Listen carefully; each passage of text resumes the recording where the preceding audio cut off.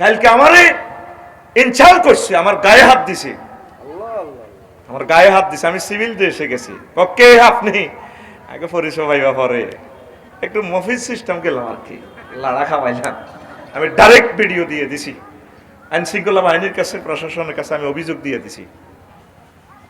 আমরা তো মাজার ভাঙিন না, একে লুঙ্গি পরিনি মাজার ভাঙতে আসি। আমার হাতে মোবাইল লাইভ দেখছো না? অত মোড়া এই মাজারের টাকা দিয়ে করে কি সে? সিলেটবাসী অনুষ্ঠান শুনুন, এতে কে? শাহজালাল ইমানি রহমতুল্লাহ এখানে বসে, সে কে? তারে অ্যারেস্ট করা হোক, তারে অ্যারেস্ট করা হোক। গণ আদালতে আমরা তাদের বিচার করব, ট্রাইব্যুনালে ইনশাআল্লাহ।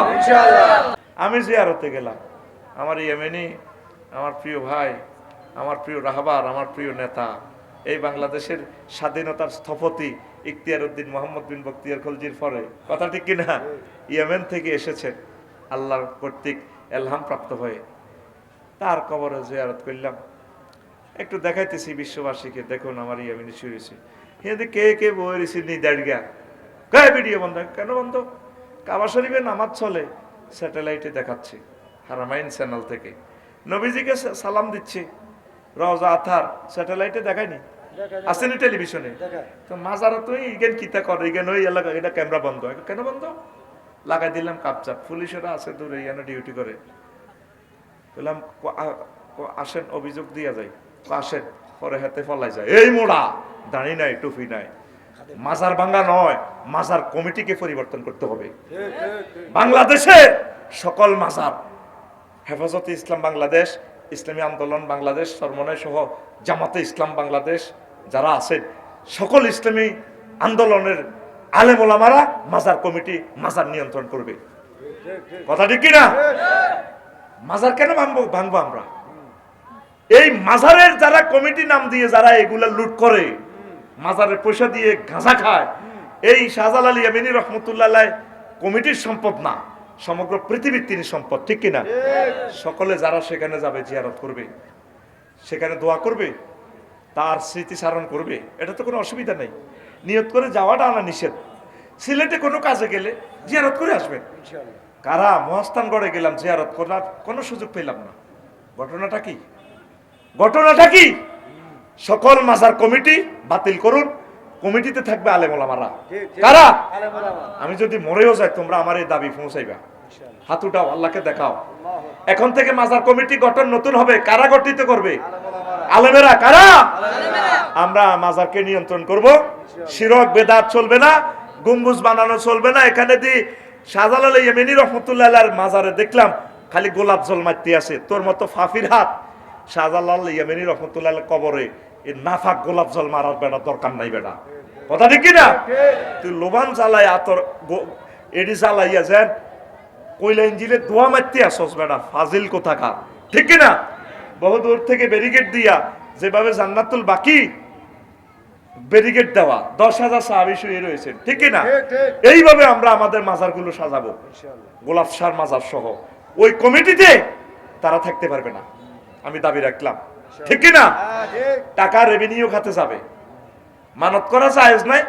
মাজারের উদ্যোগে যে সমস্ত মসজিদ, মাদ্রাসা, যে সমস্ত ভালো কাজ আল্লাহর ওলিদের আজমতের জন্য করা হয়, টাকাগুলা বাংলাদেশ সরকার নিয়ন্ত্রণ করবে।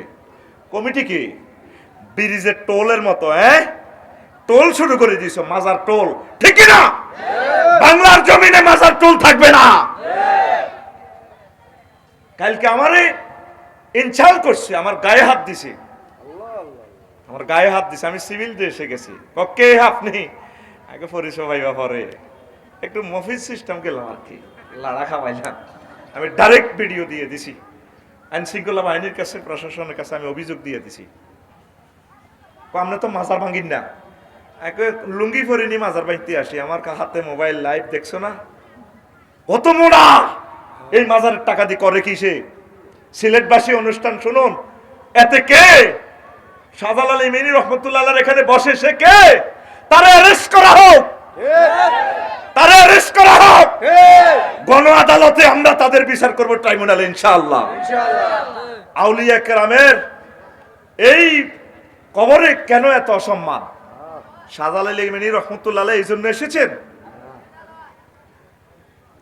শিরক, বিদআত, ইমান 10 কারণে ভাঙে।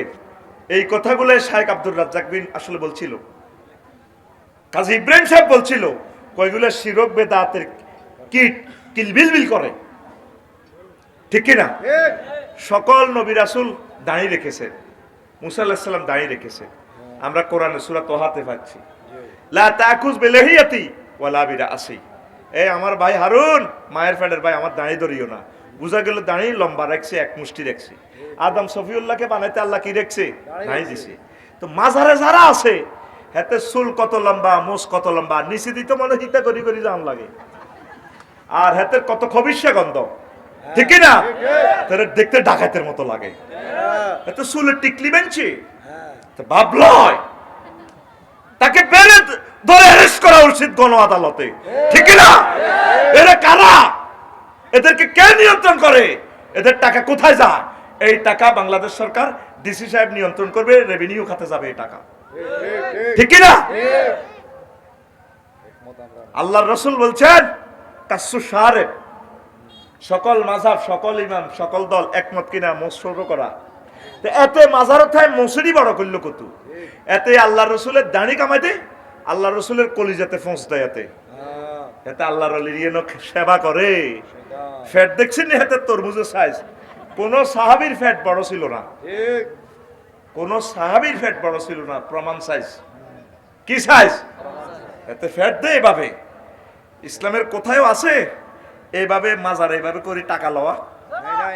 ইসলামী ইনকামের যে পথগুলো আল্লাহ রসুল বলছেন, বলে হুজুর আমরা তো ওয়াজ করি টাকাটা লন, এটা আমি লেকচার দিচ্ছি, শিখাচ্ছি, আমার উম্মাকে আমি শিক্ষা বিতরণ করছি, শিক্ষার বিনিময়ে আমি পারিশ্রমিক গ্রহণ করছি।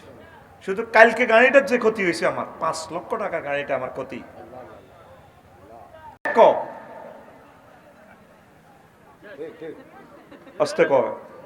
ইমান কি? ফামসা। ইমান কি? গাড়ি বলবো Scania, driver master degree pass, supervisor degree pass, mobil বিস্কো 3000, সাক্কা 3 লাখ টাকা, ঠিক আছে, এসিও ঠিক আছে, কিন্তু বল টিপ সাক্কারে যে হাওয়া ধরে রাখে হজরত, বল টিপ এত দাম কত? হ্যাঁ, আমি বলবো এতে এক পাই। একসাথে কয়েক কোটি বানালে এতটুকু বল টিপের দাম মাত্র 1 পাই, কিন্তু 1 পাইয়ের কারণে গাড়ি চলে না, গাড়ি চলে না। তুই এই পর্যন্ত শিখছতি, তোর লগে যে কাবজাব করি, তুই শিখছত ইমান কারে কর। এই সমস্ত ওয়াজ যারা করে, জসিমউদ্দিন রহমানী আমার প্রিয় ভাই, আল্লাহ আমার প্রিয় ভাইকে নেখায়াত দাও, আমার বড় পছন্দের মানুষ, কত দোয়া করছি, 12 বছর আমার ভাই জেলে, আল্লাহ কত মানুষ হলে মিছিল হয়, হরতাল হয়, আমার শায়েখ জসিমউদ্দিন বাইলে কেউ দোয়া করিন না নাই, শায়েখ আব্দুল হান্নান বাইরে ফাঁসি দিয়ালায়, কোনো মিছিল নাই, মিটিং নাই। আল্লাহর কিছু কিছু অলিরা এই দুনিয়াতে নীরবে নিথরে পর্দার আড়ালে চলে গেছে, হাসর মাঠে দেখবেন এরা ভিআইপি। এই বাংলার জমিন আমি খেয়াল করছি, ইমান ভঙ্গের কারণগুলো নিয়ে বেশি জসিমউদ্দিন রহমানী ভাই কথাটা বেশি বলছে, কথা ঠিক কিনা? আবার আহলে হাদিসের আমার শায়েখ আব্দুর রাজ্জাক বিন ইউসুফ ভাই, আমার কলেজের ভাই, এই জিনিসগুলো নিয়ে তিনি বেশি বলেছেন।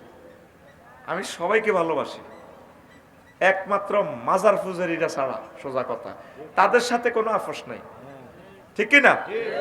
তারা এই উম্মতকে সুকৌশলে শিরক বিদআত শিখায়।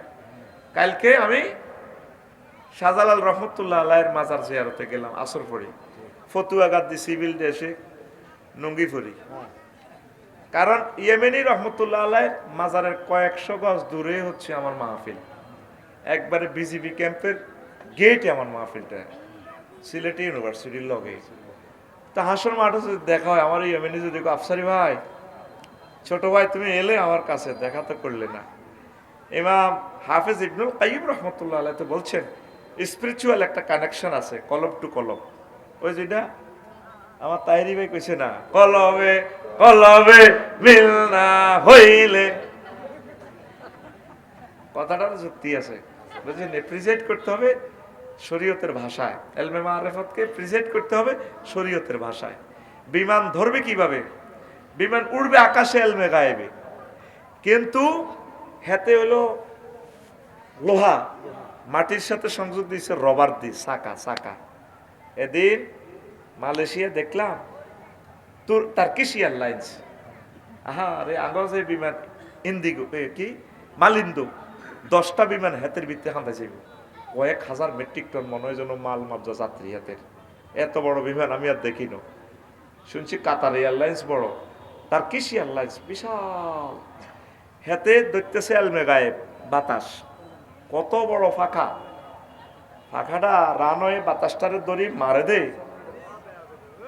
এ করি এলাক কিনলে বদ্ধ কামাতি আইস 1 সেকেন্ডে আগ লক্ষ কোটি বছর বিশ্ববাসীর হয়াত নষ্ট হইব, পিছিয়ে যা। তো এখন রানওয়ে বাতাস ধরে ফাঁকা, ফাঁকারে বাতাসের প্রেসার দিয়ে ফানি করি এলায়। এসির হাওয়াটা আছে না, কম্প্রেসরে ফিড ইডারে ফানি বার করে, এদিকে এটা করে ঠান্ডা করে। এই ফাঁকাটা ধরতেছে কি এলমে গায়েব বাতাস, খুব জোরে ধরে, রড থেকে শক্তিশালী করিয়ালা।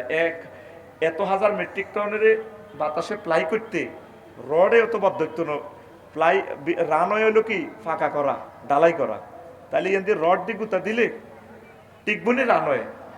32টা চাক্কার মধ্যে বিমানটা কাটা দিছি, চলে কত জোরে। আর ফাঁকা এভাবে মারে, বাতাসটারে ফানি করে দি, ফাঁত করে ওড়ে 1000 মাইল স্পিরিটে চলে 33,000 ফুট উপরে। ধরছে কি এই বাতাস, ধরছে কি বাতাস ধরছে, দেখা যায় না। এই এলমে মারেফাতটা হচ্ছে দেখা যায় না, তবে এটাকে শরীয়তের ভাষায় ব্যাখ্যা করতে হবে, যাক ওটা আমি বলছি না।